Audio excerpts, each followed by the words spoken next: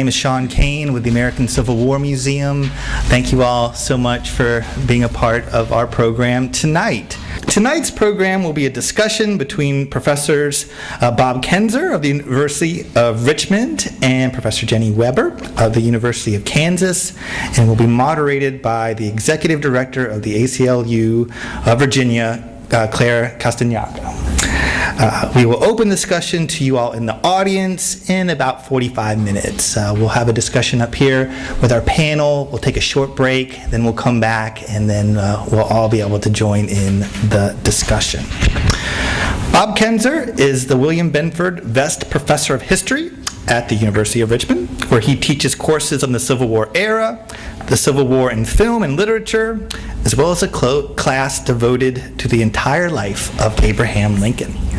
He is the author and editor of 3 books on the Civil War, including Enemies of the Country, New Perspectives on Unionists in the Civil War South, which he edited with John C. Ensko.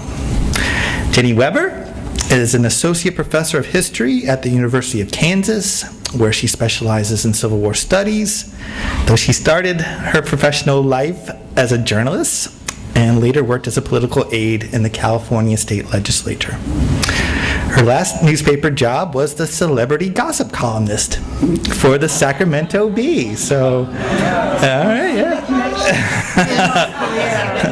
That's right. Her lifelong interest in the Civil War eventually spurred her to leave the newsroom and pursue academics as a career. Her books include Copperheads, about the anti-war Democrats in the North, which I'm sure we will address tonight, and a children's book on the Battle of Gettysburg and its aftermath, called Summer's Bloodiest Days, which the National Council of the Social Sciences named a notable book of 2011. Professor Weber is currently working on a book about conscription in the North and its impact, and is in the midst of a 1-year teaching fellowship at the U.S. Air Force Academy. All right. Now, our moderator, Claire Gastañaga, is the executive director of the ACLU of Virginia, but she has been a lawyer, lobbyist, administrator, writer, and fundraiser.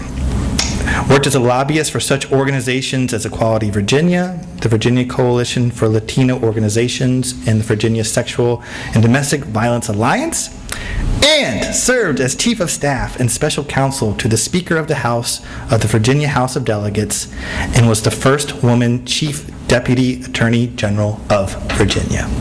So we have a very impressive group of speakers here tonight, and I would like you to help me welcome them, as well as to help me thank our sponsors, Hunton and Williams Law Firm. So without any further ado, let's have a round of applause to bring up our moderator, Claire Gastañaga.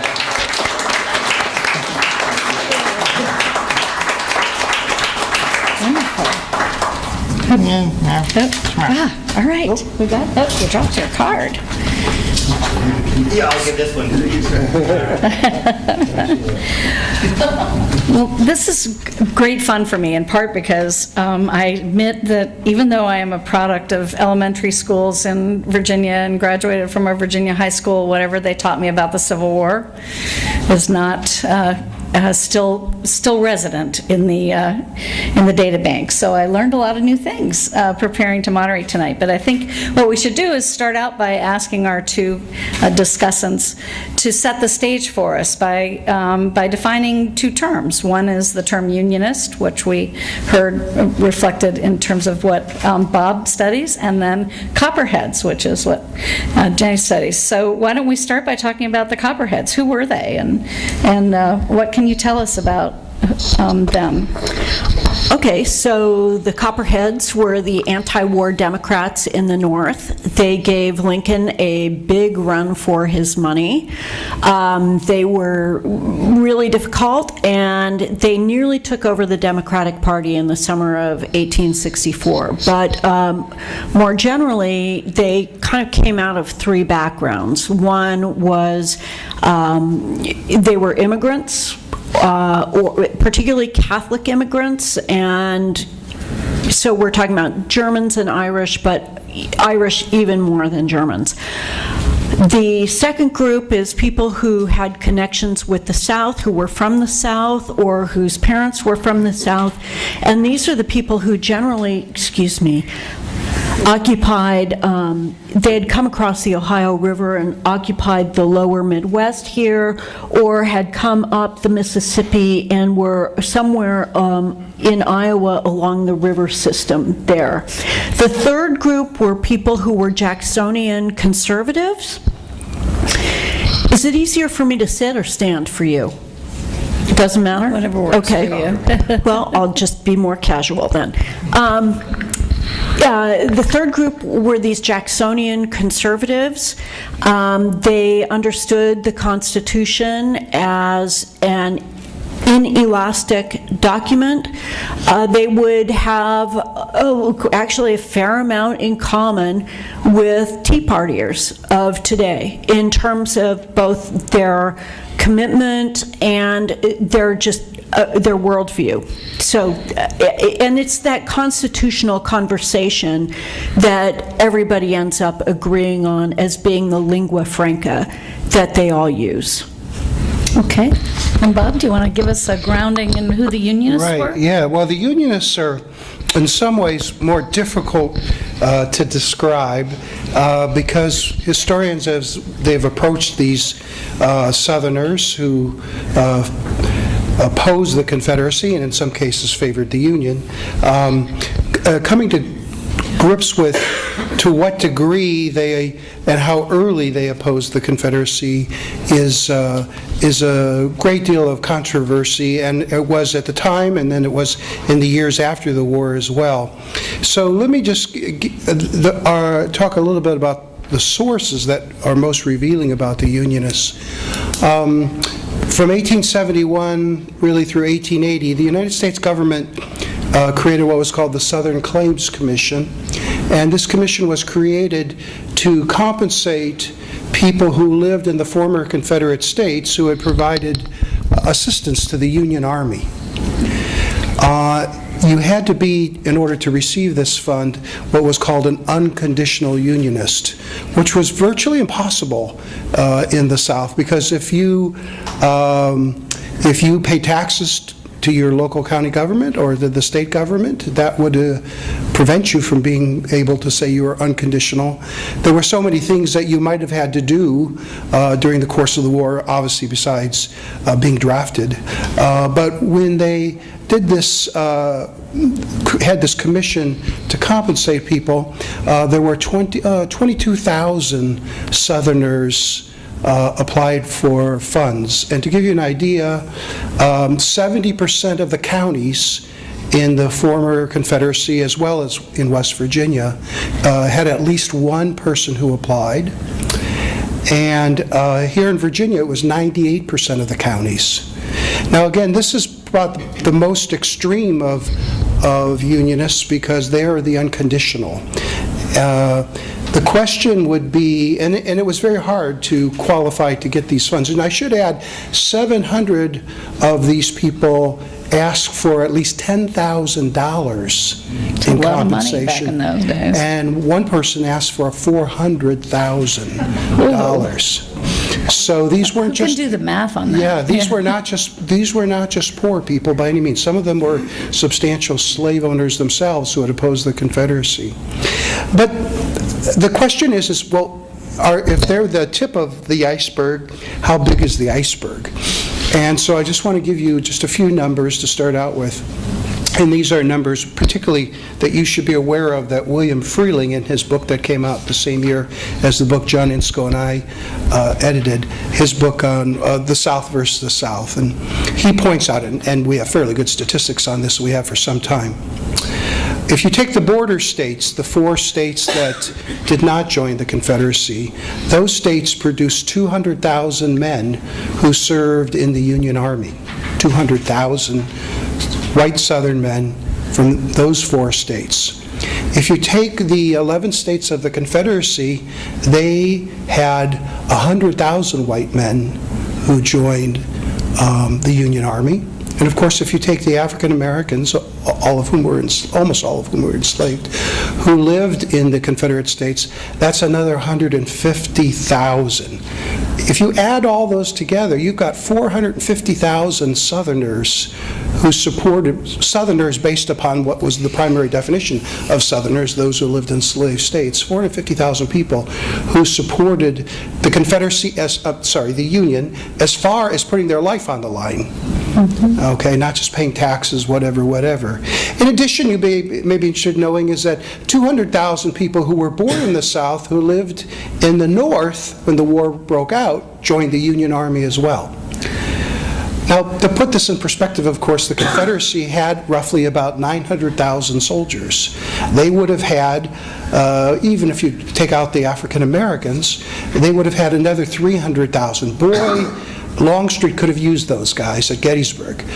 So every Southerner who joined the Union Army or participated to help the Union Army really counts as two. It's one less to the South and the Confederacy and one more to the Union.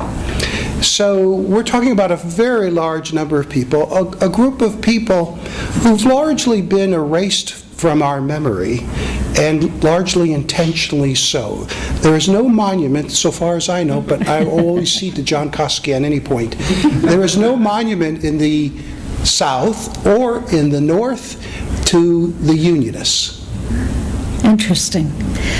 I have a question just based on those two presentations, because Jenny talks about the Copperheads and there's a partisan base to them. You know, you said they were the peace Democrats, and the Jacksonians, were they the kind of foundation of that movement, and the originalists, the Jacksonians, as sort of the party, and then they convinced the Southerners and the immigrants to the cause? Because there seems to be at least some kind of inkling of a linkage here between kind of what's going on today in terms of certain individuals driving fear of other. So the immigrants, the fear that enslaved blacks would come north and take their jobs. I mean, who's driving the Copperheads? All of the above. Okay. It really is coming from these three different backgrounds, but they come together around their strict constructionist understanding of the Constitution, and of, even for their time, of notably virulent racism. Yeah. So the immigrants, for instance, it's not just people that they're concerned about free blacks coming up and taking their jobs, although that's a major concern. Right. But it's also, they don't like the Republicans, because one of the predecessors of the Republican Party is a nativist party, the know-nothings, and the Whigs. And the nativists don't like immigrants. The Whigs were a bunch of do-gooder Protestants, and they were going after Catholics in particular over things like drinking. And for both the Irish and the Germans, that was an important cultural thing. So they really had no use for the Republican Party, and they saw this very much as a Republican war. The people of Southern heritage, I think that speaks for itself. And then these Jacksonian Democrats who just they think Lincoln's a tyrant and that everything he's doing runs entirely contrary to the Constitution. And then the Unionists, when you describe where the Unionists come from, I didn't hear any kind of reference to the political process, right. You know, and it being about people voting or making a difference in an election. Well, there's no question that former Whigs in the South, and there was a good number of former Whigs in the South, particularly here in Virginia, that those who became Unionists were surely disproportionately former Whigs themselves. But there are areas, again, we're talking They're in over 700 of the 900 or so counties in the South. There are some who are clearly from very what had been Democrat counties as well. So there's not as distinct, obviously, a political connection. I think what we really need to know about them in this sense is that these are people who, and this is maybe in part what they share with the Copperheads, these are people who came to believe that the Confederacy was a greater threat to their lives than the Union was. And particularly in 1862, with the imposition of the draft, and particularly its exemption for those who had 20 slaves. So many of these people were people who, in fact, at the outset of the war, thinking the war wasn't going to last very long, and like their neighbors, they were supportive, particularly if they didn't have to do anything, because there were so many who were rushing, so many white Southern men were rushing to the Army. In 1862, they were now told that they had no choice in the matter, that they would have to participate, their sons, their fathers, and particularly those who don't have slaves among these. That's an enormous sacrifice, and that sacrifice grew. So I would say the one thing that they share in common is, again, this perception that the greatest threat in their life is not the Union, which for many of these people, those south of Virginia, is pretty far off. Okay, the greatest threat is the tax collector who's coming to collect the taxes for the Confederate Army, and the provost marshal who's coming to take my son away. And they had never per se had what I would call a true allegiance to the Confederacy. Again, it's one thing to say, okay, we'll go along with majority rule, this war won't last very long and we won't really have to make much of a sacrifice. I mean, I have seen in my own life in the 1960s, 1970s, and then after 2001, that people can get very enthusiastic about a war when they don't think it's going to take a lot of sacrifice, personal sacrifice, right. And they get alienated. And I think these people got alienated very quickly, and again, it was the draft more than anything. Yeah, the draft then became also an impetus in the North, did it not? I mean, in 1863, when the federal draft was imposed, and you had the July New York riots, and 100 African Americans were killed, and the draft became, again, it wasn't 20 slave exception, but there was a buyout. You could buy your way out, right? I mean, isn't the draft always something where there's some way for rich people to figure out how not to serve? Right. Yeah. Although poor people had, or lower middle, working class people had options as well, which I can talk about if you're interested later. But yeah, the Copperheads objected to virtually everything that Lincoln did.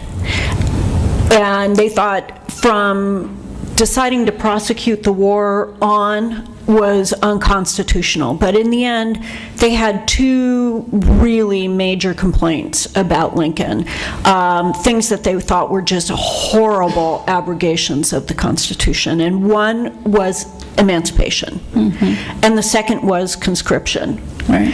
And one of the ironies about conscription is that that did not become a court case until World War I. Right. And it was argued using the 13th Amendment, which is the amendment that freed the slaves, right? No involuntary servitude. And that was the argument in 1919 about the draft, that this was involuntary servitude and therefore was unconstitutional, and the Supreme Court would have none of it. But it is one of the oddities, ironies of American history. But it seemed, at least from my reading, that there was more actual armed opposition to conscription in the North even than in the South. Yes. So the agency that administered and enforced the draft in the North was called the Provost Marshal General's Bureau, and it was formed as a result of the 1863 draft law.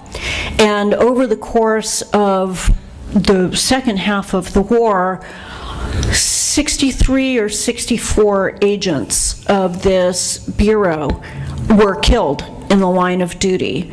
There was a county in Pennsylvania that they couldn't get into at all because the armed opposition was so heavy. You have draft riots in New York, in Boston, in Troy, New York, in Milwaukee, in Charleston, I think it's Charleston. West Virginia? No, Illinois, where one of the Lincoln-Douglas debates was. That Charleston. Yeah, exactly. And that was in 1864. Right. So there is a huge amount of resistance to conscription in the North, and yes, it is armed at times. Right. And was there a parallel level of violence? Yes. Again, the draft was, the 62 draft was really, I would say, for those who became Unionists, it was clearly the greatest impetus. And so what would happen is, as desertion picks up in 62, what the Unionists were doing was encouraging, not just encouraging, white men to leave the Army, but they were hiding them, just like, in some ways, the Copperheads in the North. And in some of these communities, it became impossible for the provost marshal to come in, most notably in Jones County, Mississippi, the Free State of Jones. But it wasn't just there. There were a number of other, quote, free states, Winston in Alabama, Nickajack in Tennessee, County in Pennsylvania, where your life, if you were a provost marshal or a tax collector, it was just too dangerous. These counties basically became havens for desertion, and so yeah, it is fairly similar. The one thing that I was surprised you didn't include was also the impact of the habeas corpus. Darn, that was one of my other questions. Oh, okay. But go ahead. No, I'm not. That was not an issue, whatever. But there was this issue in the Confederacy as well. Right. Is that, of course, not everybody in the Confederacy, even who was supportive of the Confederacy, was supportive of the draft. The governor of Georgia, Joseph Brown, he felt the draft himself was unconstitutional. He felt he had the right to exempt whoever he wanted from the draft. So what is interesting, and I don't know to the same degree in the North, is you had some pretty governors, we're talking about prominent individuals, who also questioned the validity of the draft here in the South. Let's talk a little bit about habeas, because both sides, both Lincoln and Davis, suspended habeas corpus. No, Davis did not. Didn't? I don't believe so, John. I think so. It was on a limited basis. A limited basis. Far limited compared to Lincoln's. Yeah. So, okay. So see, it's terrible when you have just a little knowledge and not a whole lot, which is why they're here. But I mean, I think it's interesting that, Lincoln's... Davis would have liked to do it on a large scale, I may add. Right. So I'm not saying that he wouldn't have had the propensity, but his problem was he had denounced Lincoln for doing it so strongly he couldn't then do it himself. Right. But okay. he would have loved to suspend the writ of habeas corpus in these counties with Unionists. Right. Well, maybe we can, if we talk about Van Landingham, who was arrested and tried in a military tribunal because of the suspension of habeas corpus. Maybe we can talk a little bit about how he fits into all of this as a part of the, as we segue to talking about the suspension of dissent, if you will, or suppression of dissent and resistance. That's sort of one of the tools that was used. Okay, so I thought about habeas corpus for a second, but I think that that for the Copperheads, that was really eclipsed by later events, which isn't to say that they didn't bring it up, but I think it was not as big a thing as the other two. So habeas corpus, Lincoln suspended it throughout the country, and that meant that the entire nation was essentially under martial law. You have this case of Clement Vallandigham, and I'll try to keep this short. Yeah, but it could go on for a really long it's time. an awesome story. Yeah. It's really a great story. But shortly, the short version is Vallandigham was a congressman from Ohio, from Dayton, who had been termed out of office, actually gerrymandered. By gerrymandering. Out of I was gonna- office, I'm yeah. not gonna let that go. And, thank you. And he came back to Ohio in the spring of 1863, started making all of these speeches speaking out against the Lincoln administration. He, by that time, was the most notorious Copperhead in the country. And there was a general in charge of the Department of the Ohio who issued an order saying anybody who says anything nasty about the government will be tried as a traitor.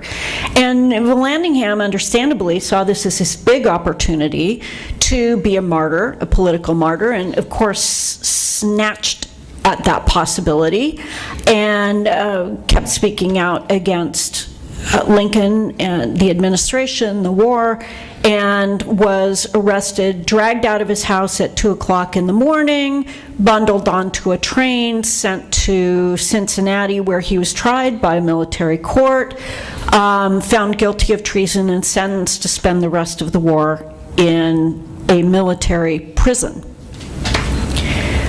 Lincoln had no idea any of this was going on, including the commander's order.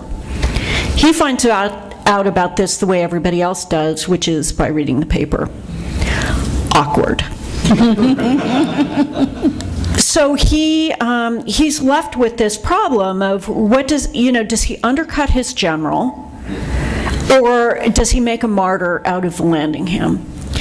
And in classic Lincolnian fashion, he splits the difference, and it's funny, all at the same time. So it's the perfect Lincolnian solution. So he decides that, well, Vallandigham, if you like the South so much, fantastic. I'm commuting your sentence, but we're sending you to the Confederacy. So they bundle him up again, they take him down to the front lines, and in the middle of the night, they kind of take him out to the Confederate picket line and sort of push him in the right direction. And if you could imagine being this young man on the Confederate picket line who, was probably still a teenager, and some guy stumbles out of the dark at you in the middle of the night and announces that he's a political prisoner of the United States and gives you a well-rehearsed speech about this.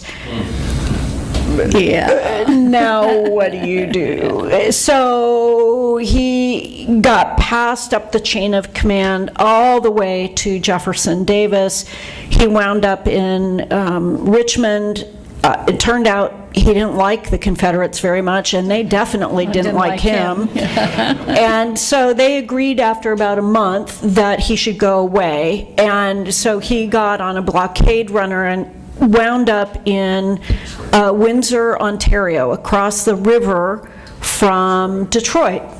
And there was a gunship parked in the middle of the river, a Union gunboat, with, as he said, its guns trained directly at his front parlor for the entire time he was there. But he ran for governor from Canada. Right. And lost miserably in the fall of 1863. But and we can talk more about his later career. Yeah. But I mean, it's interesting though, because what this illustrates is that the suppression of dissent was very kind of ritualized. I mean, there was also military interference with newspapers and things like that.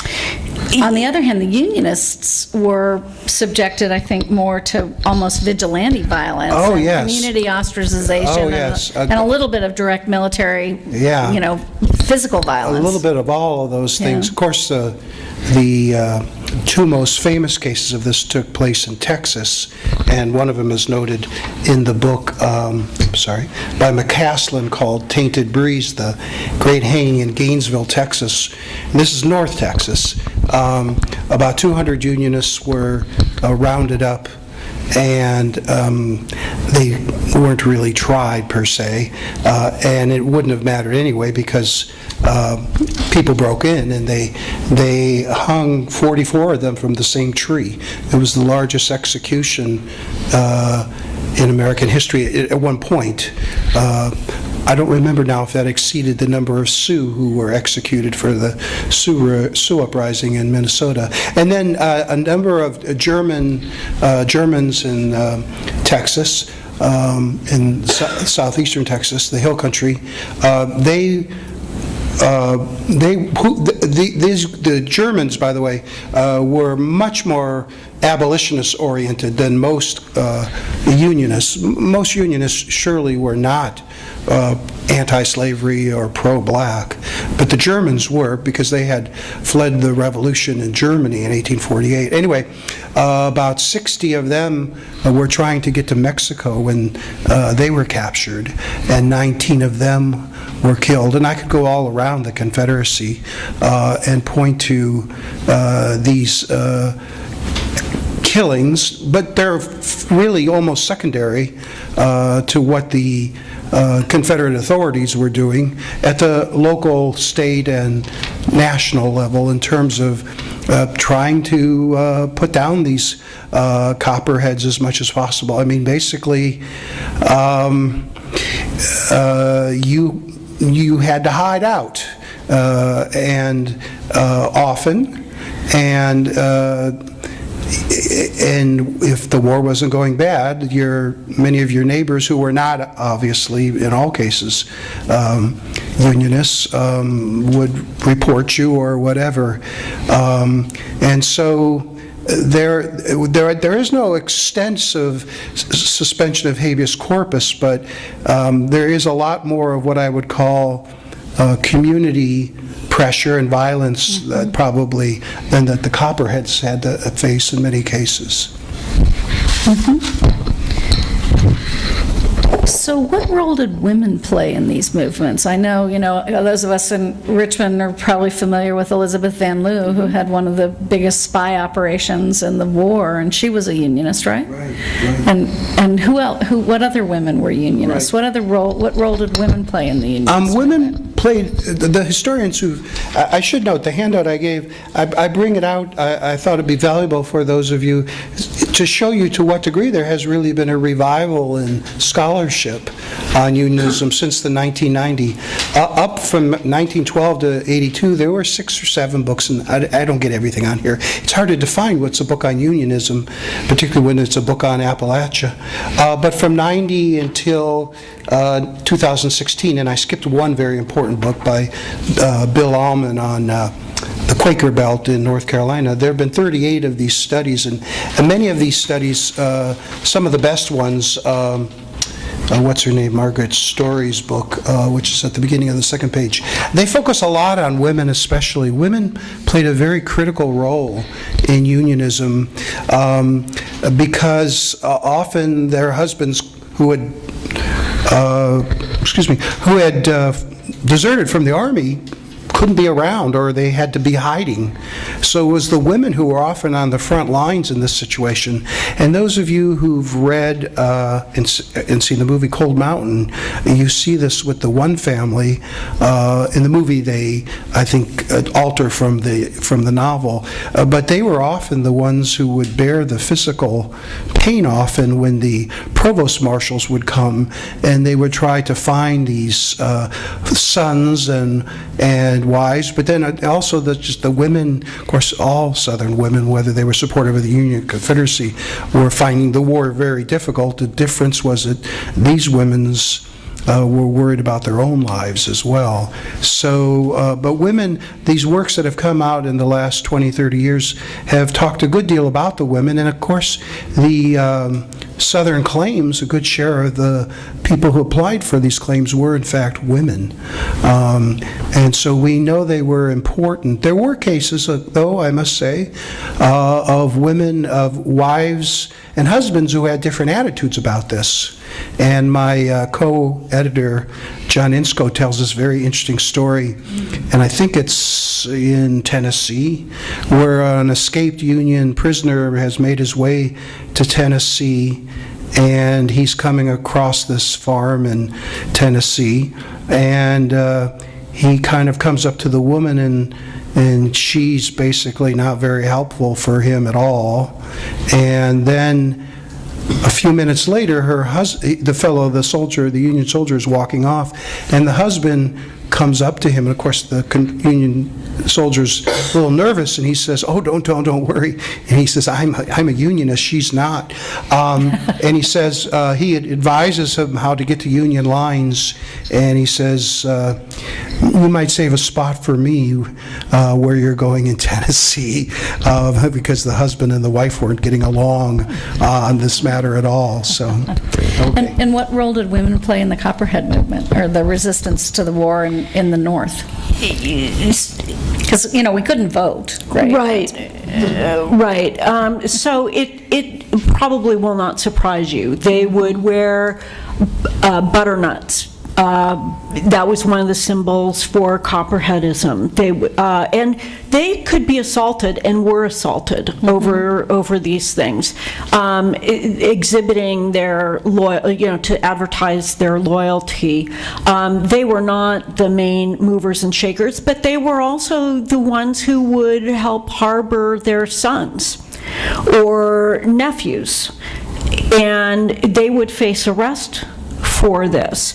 And to sort of close a loop here on arrests, under habeas corpus, the large majority of arrests that took place under habeas corpus were where you would expect it, which is in the border states, which is disputed territory, and most of the people, according to a really fantastic study of this, who were arrested under the suspension of habeas corpus, most of them were found guilty of committing actual crimes.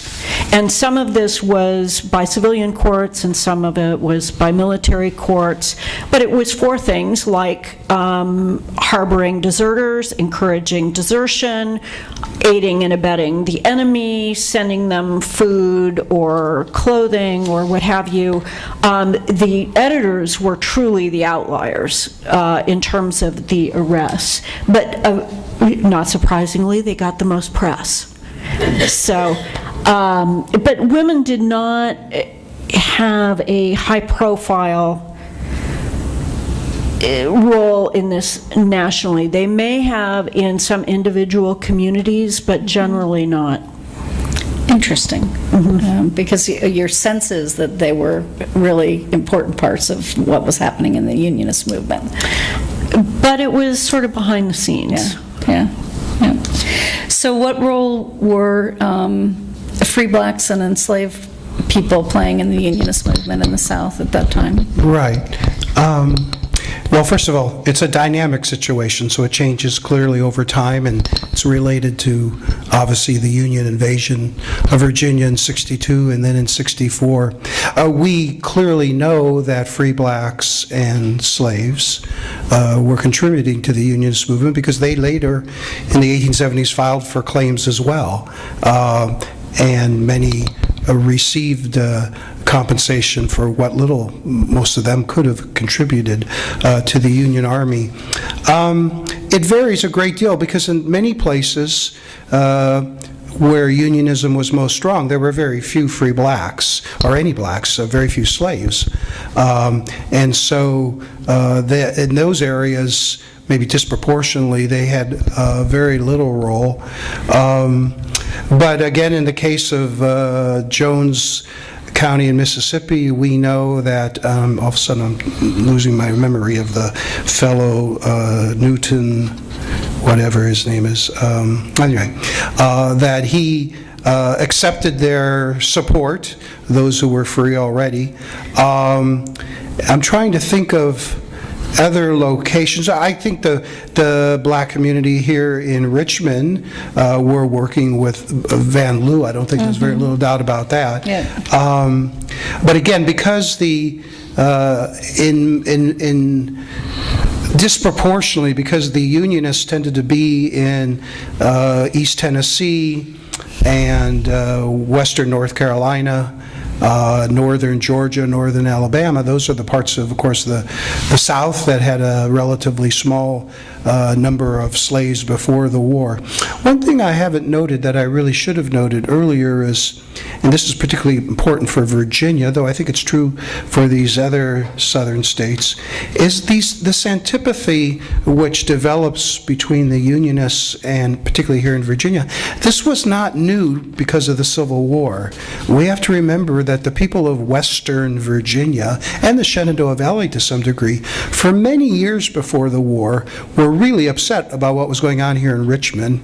That is, that slaves were being counted in the apportionment to the state legislature as 3/5 of a person, and this was really diminishing the impact of voters in the western part of the state where there were virtually no slaves. And so this sentiment, again, especially in the case of Western Virginia, and then West Virginia, that there was already a predilection that the people, not all of them by any means, but that the people of Western Virginia, Western North Carolina, Eastern Tennessee, but particularly here in Virginia, already there was a predisposition against the authority even before the war in Richmond. Right. And I think that's important to emphasize.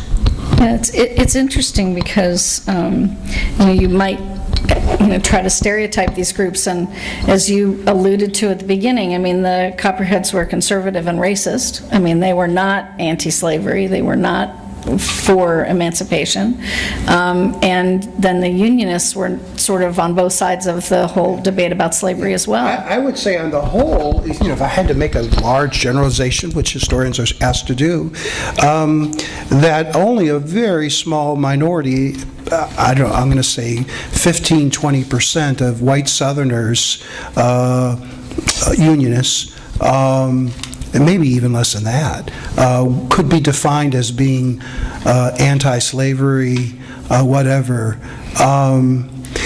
Keep in mind that in the 4 slave states that did not secede, Maryland, Delaware, Missouri, and Kentucky, their main argument for staying with the Union was to protect slavery.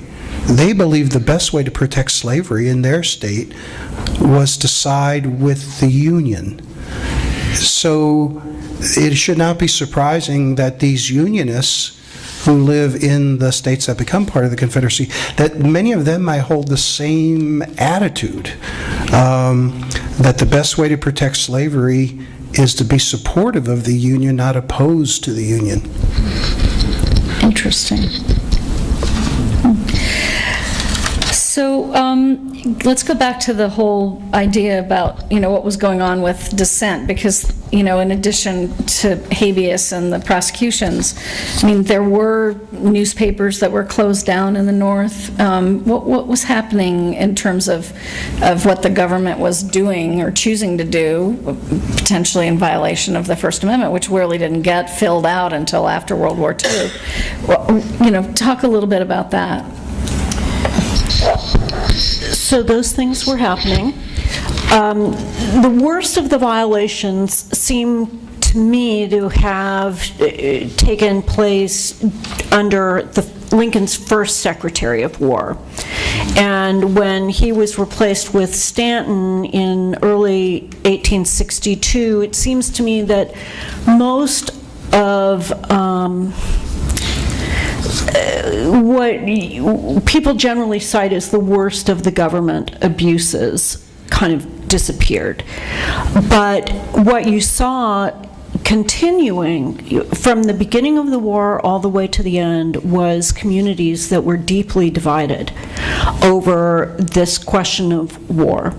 And political differences that they may have been able to agree to disagree on before the war suddenly became deadly, at least in terms of perception, to both sides.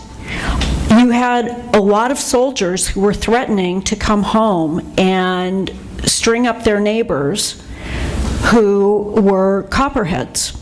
because they thought that the Copperheads were making the war go longer. Right. You had soldiers who were writing home to their friends and family members saying, if you continue to be a Copperhead, or if you do not vote for Lincoln in the 1864 election, or if you don't vote Republican, I will have nothing to do with you ever again. And that happened.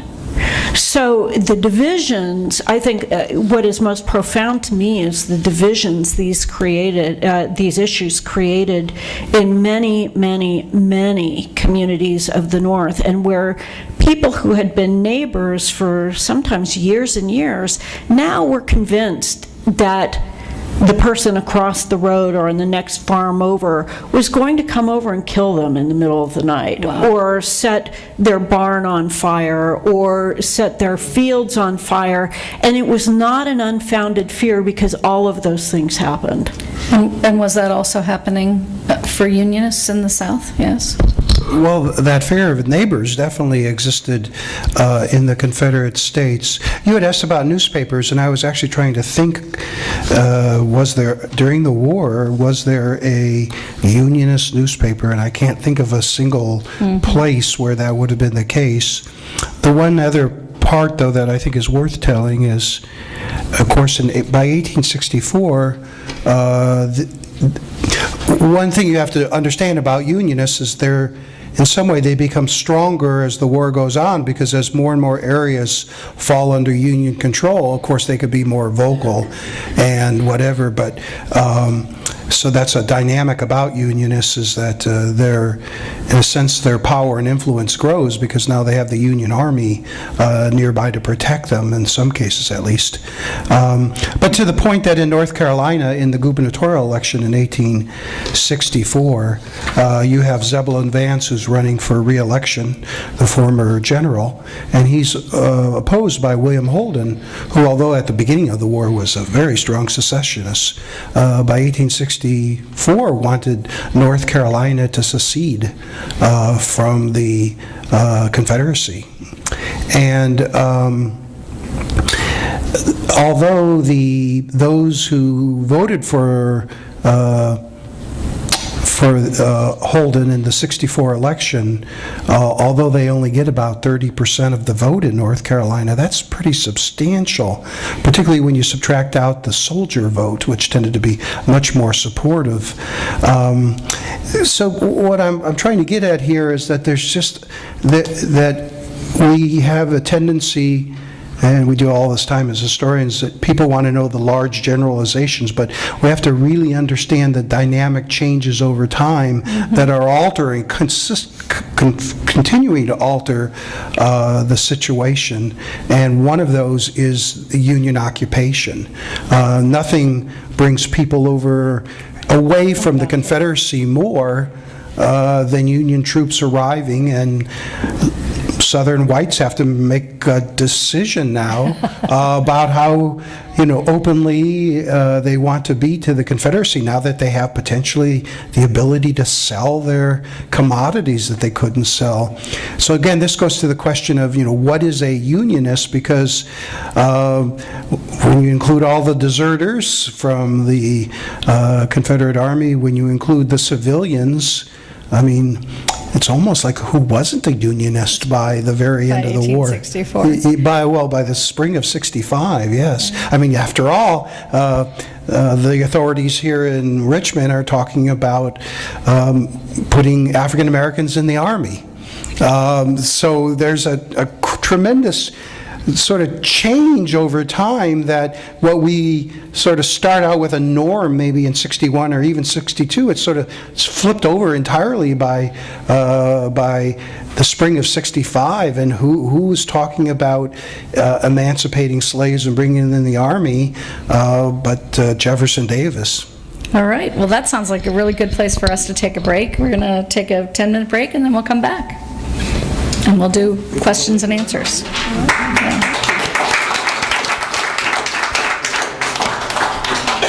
Will help us hear you if you stand up. We don't have a mic for you. And then I'll repeat your question for the other people in the audience so that we can make sure everybody can hear what you want to know about. So you have a question? Yes, I have. Good. Earlier in your talk, we were talking about Southerners who applied for compensation for property loss. Well, these are property losses. Compensate. They had literally given the Union Army horses and food and other things. Yeah. Okay, I'm thinking of Southern families in Georgia when Sherman came through and pretty much No, these. I'm sorry. Okay. Yeah. So he's asking about the compensation and the commission. It is not for those folks. In fact, that was why it took so long for the Southern Commission to be developed, because Northerners were saying, well, we're not going to pay, people who were part of the rebellion. No Marshall Plan for the South? No Marshall Plan. But then they were hearing, of course, which they didn't think about enough in the North, that there were, in fact, many white and black Southerners who had supported the Union and at a tremendous financial and bodily cost. And so they agreed to put this commission together. The problem, though, was that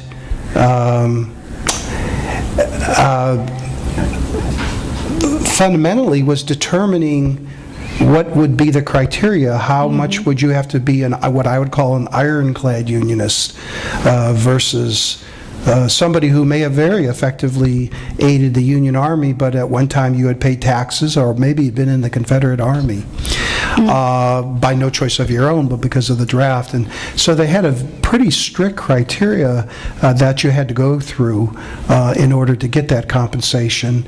Only there were 22,000 who applied initially. Only 7,000 got compensation. 5,000 were just written off because they could not get the documentation to prove their case in time.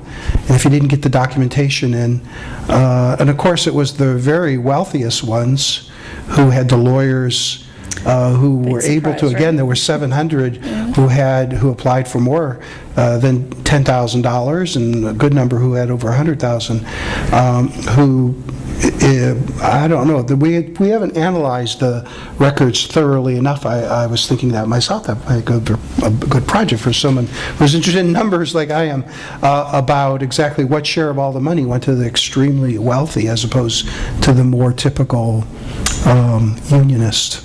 Okay, who wants to take that bet? I think there was a question. Do you have a question in the back? And then I'll come back up to you. Yeah. So on the break, I saw there was an interactive display, and the question was, how do you think America would look if the Union did not win? How do you think America would look if the Union had not won? My theory is this. In fact, let me run to our map. I can't wait. Here we go. Okay, so you have the Confederacy, that's going to break off. There was a serious secession movement in the Midwest during the war.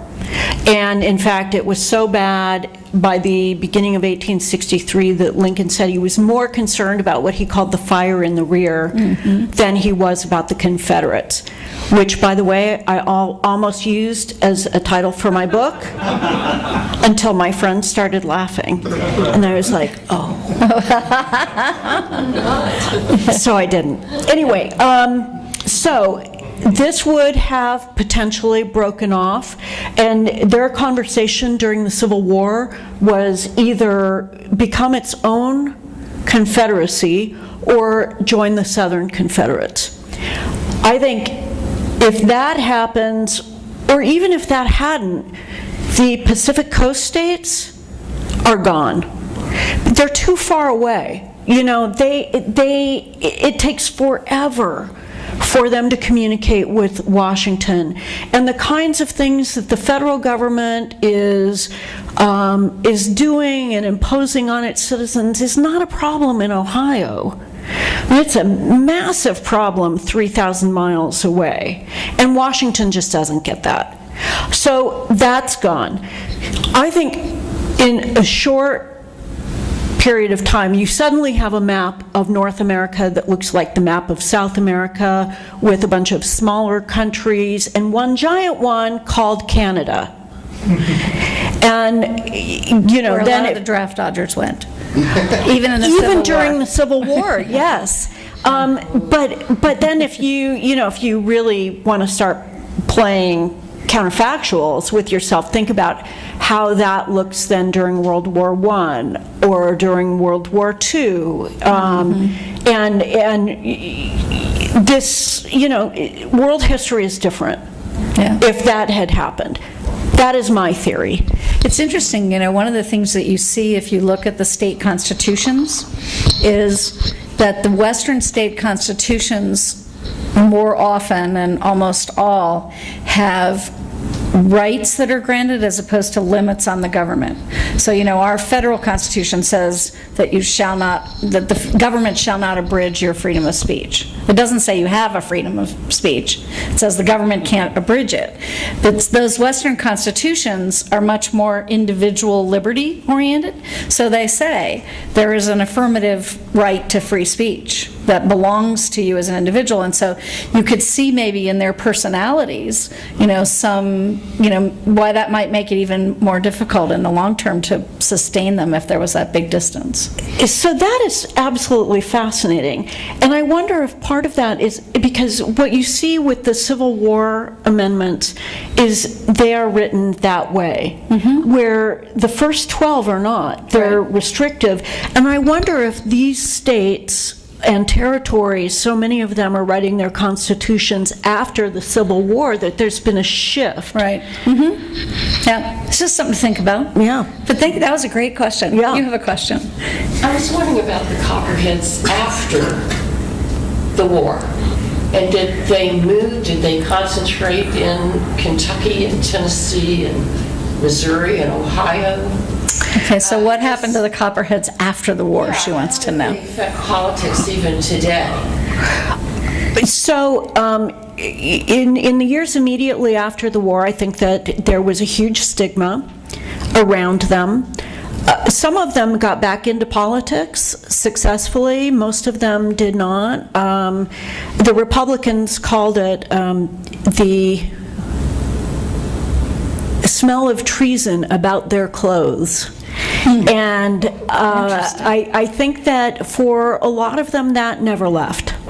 And I think that the Democratic Party had a hard time overcoming that more generally. In terms of their long-term influence, I don't think they had any, but I think that what you see is they're part of a long continuum in American history that comes right up to our time of a persistent question of how much power does the government have, should it have, how centralized should it be, and these are questions that are actually, in my view, built into the Constitution, and it's something that, as we know, even the founders could not resolve among themselves. That was the basis of the division between Adams and Jefferson, for instance. And so I just think it's a very fundamental part of our particular form of government, that there's this constant tension over that issue. Yes, sir. I'm wondering to what extent, if any, in either the North, as in the Union, or the Confederacy, thinking of them as governments, individual governments, were there government apparatuses at work to hunt down people, spies or heretics or whatever you want to call them, FBI, Gestapo, all that stuff. Was there any of that going on at the official level? Yes. Did you all hear his question? Do I need to repeat it? Okay, good. There was not a Gestapo, nor was there an FBI. The Gestapo was German, and the FBI didn't exist at the time. This was a major responsibility of the Provost Marshal General's Bureau. And there were Army intelligence units that also had this responsibility. The U.S. Marshals to a limited degree. There was a special outfit just in the Washington, D.C. area that was looking for spies and deserters and that sort of thing. So there were lots of people on the lookout in the North for spies, deserters, troublemakers. One of the powers that was given to the Provost Marshal General's Bureau was that anybody who had the possibility of interfering with the draft or interfering with raising manpower for the Army could be arrested. That is a lot of latitude. And in my view, they become the first domestic, really national domestic intelligence agency, because they are keeping tabs on all kinds of people. All these reports are going to Washington, D.C. Yes, and unlike these other agencies, including the Army itself, it is highly centralized. Right. And a fantastic command and control operation because of the diligence of the Provost Marshal General. So I read in the South that they were spending so many resources on these kinds of issues that it was detracting from their ability to actually do the war thing. Yes. When it really comes down, this is true in the Union, but I think even more true in the South, is how many provost marshals can you send out, or how many troops can you send out to put down the Unionists who are then not serving in the field to fight Union soldiers? And how many provost marshals do you send to arrest deserters or draft dodgers in either place? At what point are you expending more effort to capture these people who you really don't want in your army anyway, right? I mean, they're going to take off as soon as they can. So it's a calculation that I think both the Union and the Confederacy had to deal with. But from the Confederacy's perspective, I think these people were almost, you may disagree on this, so it might be interesting. I think in some degree the Unionists were a much greater threat to the survival of the Confederacy than the Copperheads were in the North. Not to diminish the Copperhead story, because it's a fascinating story, but in part because they were so widespread, in part because it took so much effort and there was so little resources that could be used to put them down, and in part because increasingly so many parts of the Confederacy were falling under Union control that every day their potential is greater,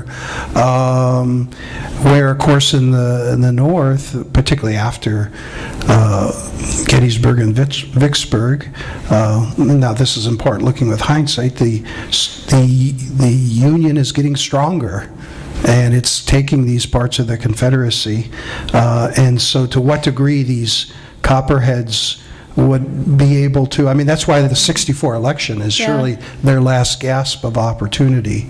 Right. Yeah. Yes, sir. Following up on a what-if question.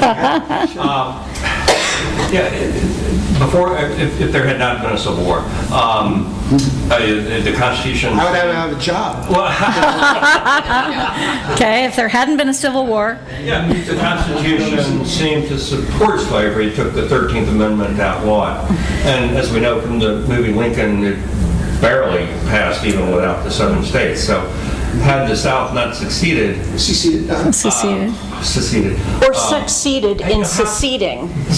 Yeah. Had the South not succeeded and there had been no Civil War, how long would slavery have lasted? I mean, was slavery... Right, I mean, what his point is that the arithmetic for passing a constitutional amendment is dependent on how many states there are and what portion of the states you have to get in order to pass it, and there's... Force the states have... Exactly, and that the 13th Amendment was aided in passage by the Civil War, so the South not being a part of the calculus. Yeah. There's no question about that at all. That in terms of the passage of the 13th Amendment, and you see that in the movie with Lincoln, that by that point in time, you have to remember, by the time the 13th Amendment was passed,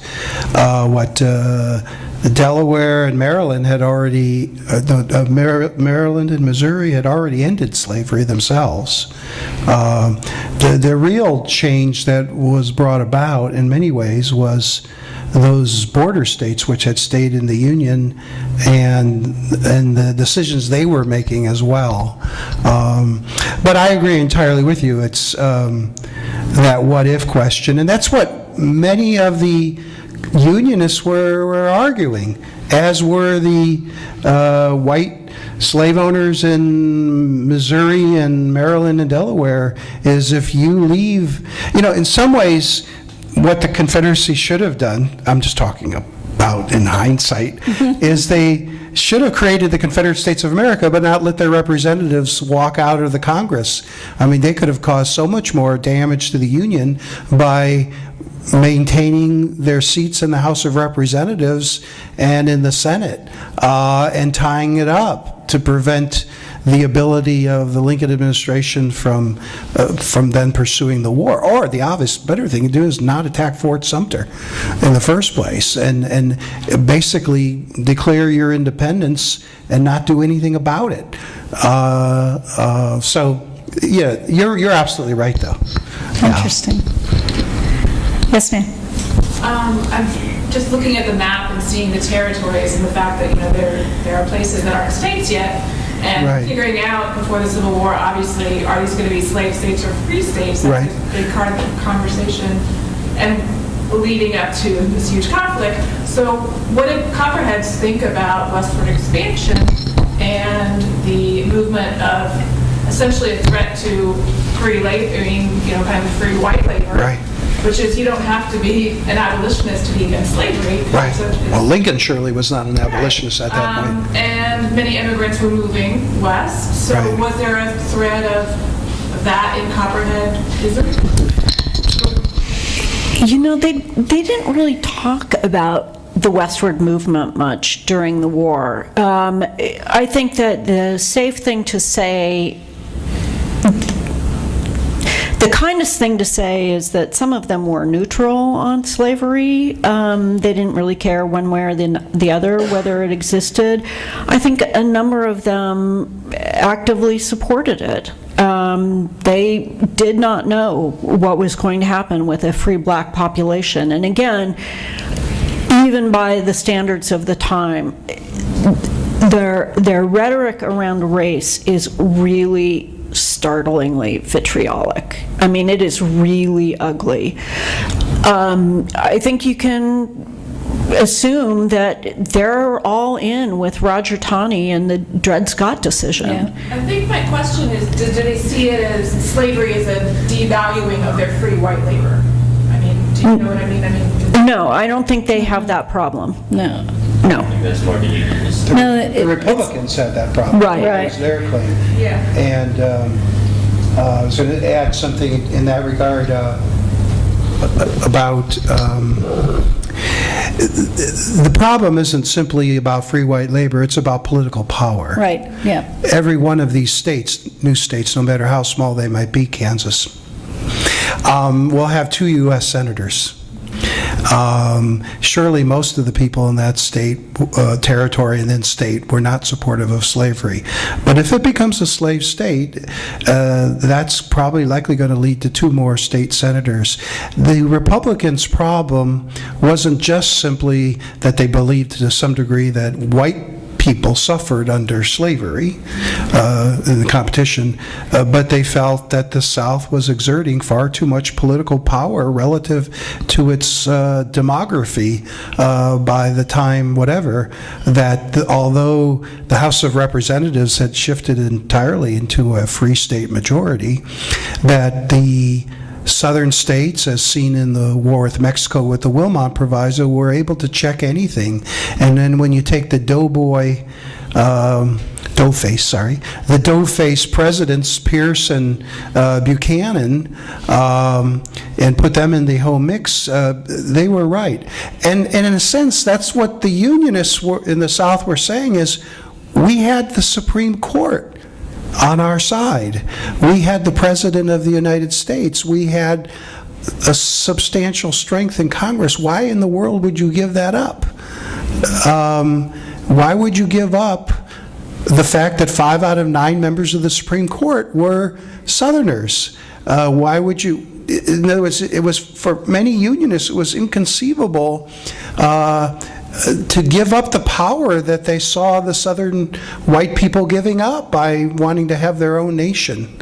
Yeah. Can I jump in on this? I'll make it quick. No, absolutely. The problem was that they were losing that power because of immigration. 9 out of 10 immigrants were staying in the North. And so even with the 3/5 clause and the advantage they gave that, they were losing that. And that is part of what Lincoln's election, Lincoln had 0 electoral college votes from Southern South. states. Yeah.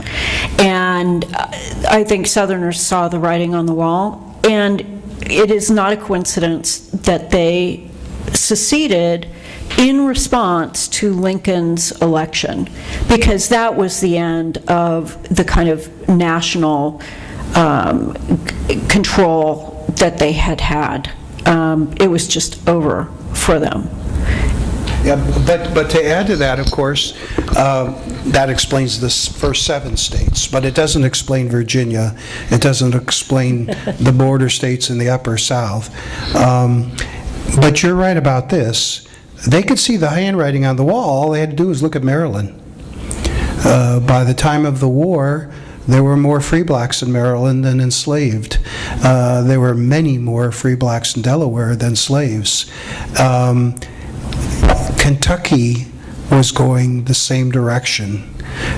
I mean, I make the point, and when I teach my Civil War course, it's easy to say that those who favored secession were irrational, but in fact, I think they were very rational. They could count the numbers, and they could see that the future, if it stayed the way it was going, the numbers would not be on their side. They would not have the check in the Senate with the filibuster and whatever. So, yeah. Okay, yes. So, I mean, we've heard about the Copperheads elections of 1864. You mentioned about the North Carolina election, but I don't know as much about the actual elections that happened in the Confederacy. I mean, since it just, despite the Habeas Corpus being ended in the North, it seems as if the North had a more, it seems like the Copperheads may have been able to speak out more than the Unionists in the South. I don't know if that's an accurate assumption on my part, but so how did the elections form in the Confederacy and Right. He's asking about how the elections formed in the Confederacy when it seceded. Well, you have to remember, by the spring of 1862, most of Tennessee was occupied by the Union. The Outer Banks of North Carolina had been taken.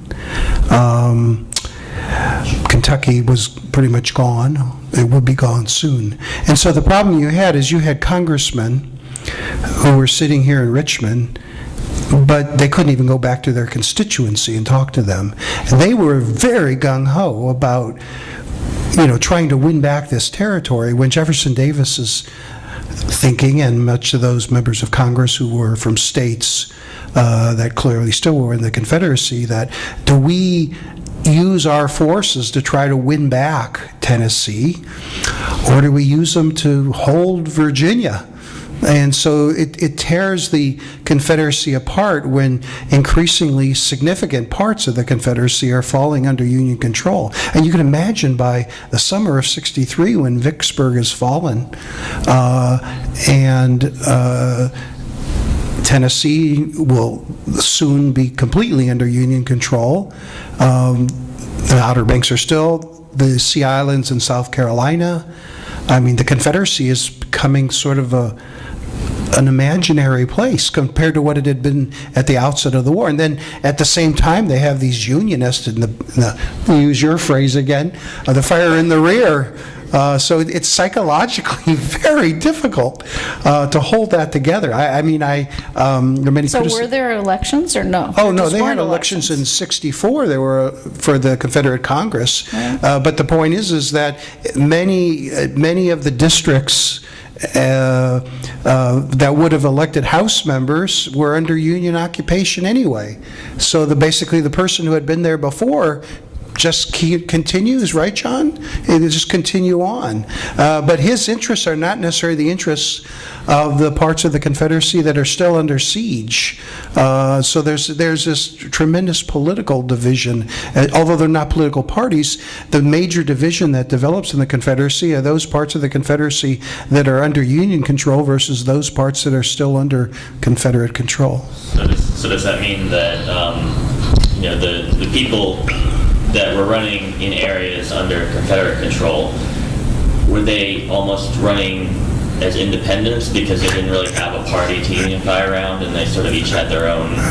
Well, they were under Can you Union. guys hear him? He was saying, Yeah. were the people where was Confederate control and people were running, were there parties or were they running independently? Like from Alabama or Georgia, that Right. didn't have the Union Army yet in their area. Oh, right. Did they have?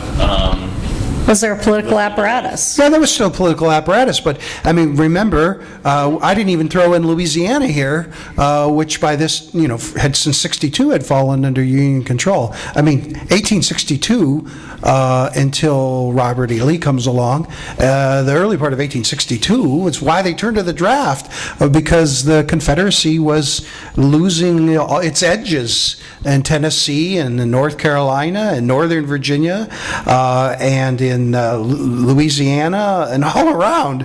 And that slippage just continues, and I guess it becomes the sort of the focal point of politics, not party, but what part of the Confederacy are you from?